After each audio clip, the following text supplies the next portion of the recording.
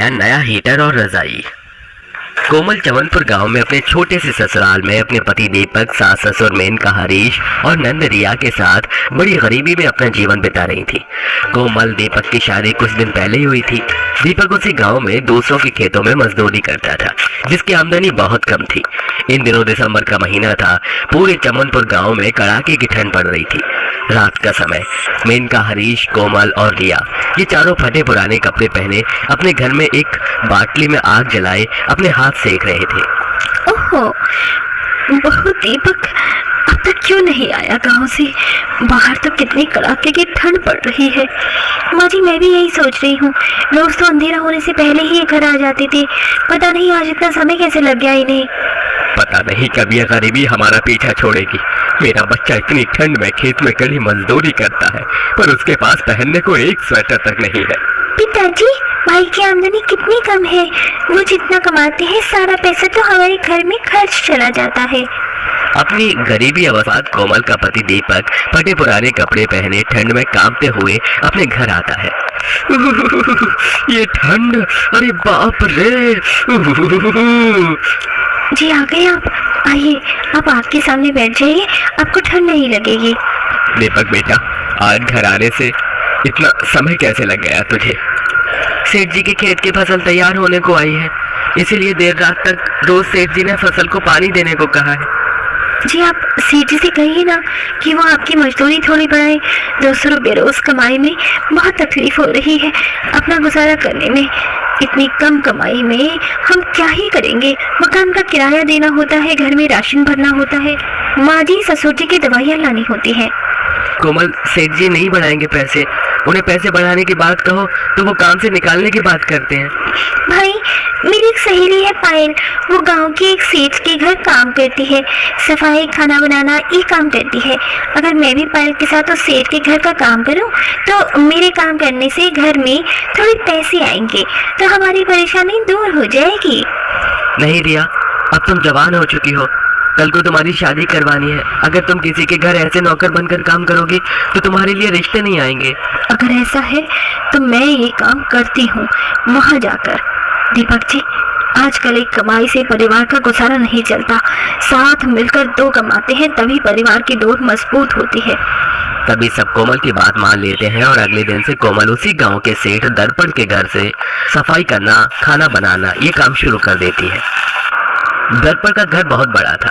उसके परिवार में उसकी पत्नी उर्मिला और बेटी जानवी थी। सुबह का समय कोमल जानवी के कमरे की सफाई कर रही थी। मेम साहब, बाहर इतनी ठंड पड़ रही है और आपके इस घर और कमरे में तो जरा भी ठंड नहीं लग रही। ऐसा क्यों? इडियट, तुझे दिखाई नहीं देता है क्या? यहाँ कमरे में रूम हीटर लगा है, इसी की वजह से ये रूम इतना गर्म है। कोमल जानवी के कमरे में लगा वो रूम हीटर देखती है जो इस ठंड के मौसम में जानवी के कमरे को भट्टी की तरह गर्म कर रहा था। ये हीटर तो बड़े ही कमाल का है। अगर ये हमारे घर आ जाए तो हमें भी ठंड से बचने का मौका मिलेगा। कोमल वहाँ सफाई करने में लग जाती है। इसी तरह दिन प्रतिदिन बीतने लगे। कोमल 100 रुपए रोज से दर्पण के घर नौकर का काम कर रही थी। एक शाम कोमल घर आ रही थी, तभी उसकी नजर एक दुकान पर पड़ती है जहाँ कई सारे रूम हीटर थे। ये देखकर कोमल उस दुकान में आती है। भाई साहब, ये हीटर कितने का है? 8,000 रुपए का है ये। अरे बाप रे बाप, ये तो काफी कीमती है। वो हीटर तो काफी कीमती है। तभी कोमल घर आती है। रात का समय। अचानक मेनका की तबीयत बहुत ज्यादा खराब हो जाती है। ठंड के कारण वो बेहोश हो जाती है। मेनका, क्या हुआ तुम्हें? मेनका, माँ उठिए ना, माँ। दीपक बेटा, जाना डॉक्टर को ले आ, देखना तेरी माँ को क्या हो गया है। पिताजी, मेरे पास तो पैसे नहीं है, मैं डॉक्टर की फीस कहाँ से दूंगा? जी, हम बाद में दे देंगे पैसे डॉक्टर साहब को, पहले आप डॉक्टर को ले आइए। दीपक दौड़ता हुआ जाता है और पास वाले डॉक्टर को लेकर आता है। थोड़े समय बाद, हरीश भाई, मेनका बहन की शुगर लेवल काफी बढ़ गई है। आप अब तक दमे की डायबिटीज की जो दवाई मेनका बहन को देते थे उसे बंद कर दीजिए। मैं मेनका बहन को दूसरी दवाई लिख कर देता हूँ, आप उन्हें ये दवाई देना। ये थोड़ी महंगी है पर असरदार है। और एक बात का ख्याल रखिए, मेनका बहन को ठंड से बचना बहुत जरूरी है। जरा सी ठंड भी इनके लिए जानलेवा साबित हो सकती है। ये सुनकर सबके होश उड़ जाते हैं। डॉक्टर साहब, मैं आपकी फीस बाद में दे दूंगा। कोई बात नहीं दीपक, तुम ये दवाई तुरंत लेकर आओ। और मेनका बहन को ज्यादा से ज्यादा गर्म माहौल में रखो। आप एक रूम हीटर ले आओ, उससे मेनका बहन को ठंड नहीं लगेगी। पिताजी, अब इतनी महंगी दवाई और रूम हीटर कहाँ से लाएंगे हम? बेटा, रूम हीटर रहने दे, 1 महीने बाद ही सर्दी का मौसम खत्म हो जाएगा। तो बस अपनी माँ की दवाई की व्यवस्था कर दे। मेनका को दवाई देना बहुत जरूरी है। पर जी मेरे पास माँ की चांदी की पायल है, हम इसे बेच देते हैं। उन पैसों से माँ जी की दवाई, घर का राशन, मकान का किराया, बिजली का बिल, ये सब हो जाएगा। नहीं कोमल, ये पायल तुम्हारी माँ की आखिरी निशानी है, हम इसे नहीं बेचेंगे। इस समय हमें माँ जी के बारे में सोचना चाहिए। तभी अगले दिन कोमल वो अपनी चांदी की पायल तोड़कर उन पैसों में अपनी सारी जरूरत पूरी कर लेती है। इसी तरह कहीं दिन बीत जाते हैं। गर्मी का मौसम आ चुका था। एक रात कोमल दीपक अपने कमरे में थे। जी सुनिए, हम अपनी कमाई से थोड़े थोड़े पैसे जमा करते हैं ना, हमारे पास तो बचत ही नहीं हो पा रही है। कोमल, बचत कैसे करें, हमारी आमदनी तो कितनी कम है। कोमल दीपक की सारी कमाई उनकी जरूरतों में खर्च हो जाती थी। देखते ही देखते 1 साल का अरसा बीत जाता है। अचानक एक दिन दीपक के साथ सड़क दुर्घटना होने पर दीपक जीवन भर के लिए अपाहिज बनकर घर में बैठ जाता है। अब परिवार की सारी जिम्मेदारी अकेली कोमल पर आ जाती है। ठंड का मौसम शुरू हो चुका था। ठंड आते ही मेनका को फिर से तकलीफ शुरू हो चुकी थी। एक रात मेनका, हरीश, रिया तीनों ठंड में बिना कंबल रजाई ओढ़े ठंड में कांपते हुए लौटे थे। अरे बाप रे, ये ठंड।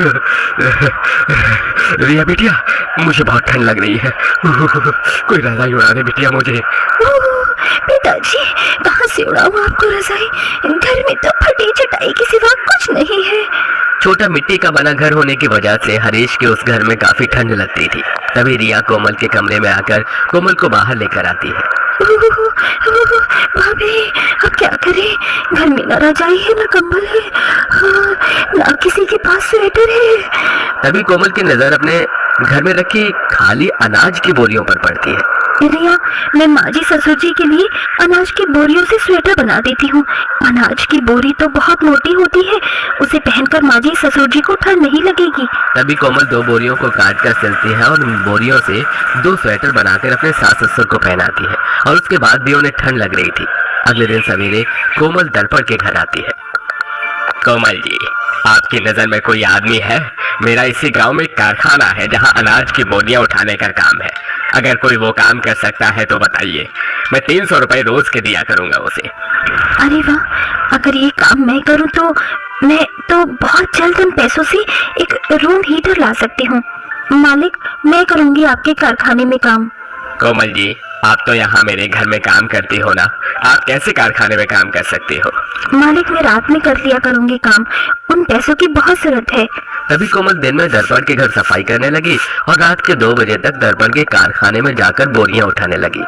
इसी तरह 1 महीने में कोमल अपनी कमाई से एक महंगा रूम हीटर, नए कंबल और कुछ स्वेटर ले आती है। जिसके बाद कोमल और उसके परिवार वाले उस रूम हीटर में बैठकर ठंड से बचने लगी। वाह बहू वाह, ये रूम हीटर तो कितना अच्छा है। हो, इससे तो पूरा रूम गर्म हो गया। हाँ बहू, इस हीटर से तो जरा भी ठंड नहीं लग रही। कोमल, मैं तुम्हारा धन्यवाद कैसे करूं? मैं जब से अपाहिज बनकर